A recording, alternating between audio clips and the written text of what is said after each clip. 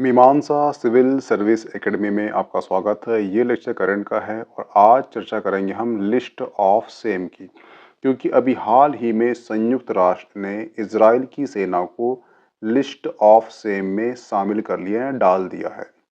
इसका हिंदी अर्थ होता है लज्जा की सूची, यानी कि इजराइल की सेना को शर्म आना चाहिए। लिस्ट ऑफ सेम क्या होता है? तो लिस्ट ऑफ सेम एक बच्चों के अधिकार से संबंधित है। इस सूची में उन्हें डाला जाता है जो सशस्त्र विद्रोह के कारण बच्चों के अधिकार का उल्लंघन करते हैं, उन्हीं को इस सूची में डाला जाता है। क्योंकि अभी वर्तमान में इजराइल और हमास के बीच में जो युद्ध हुआ है, उस युद्ध में लगभग 8,000 बच्चे मारे गए हैं, जिसमें बच्चों के अधिकार का हनन हुआ है। इसीलिए जो लिस्ट ऑफ सेम में इजराइल की सेना को डाल दिया गया है। हमास जो है पहले से ही इस लिस्ट में शामिल है। अब क्वेश्चन ये उठता है कि क्या क्या शर्त थी जो इस सूची में इजराइल की सेना को इसमें शामिल किया गया है। पहली शर्त है, इजराइल हमास युद्ध में लगभग 8,000 बच्चे मारे गए हैं।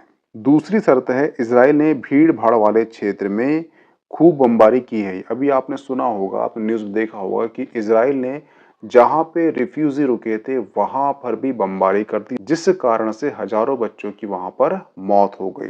तीसरा कारण है, इजराइल ने गाजा को घेराबंदी कर ली।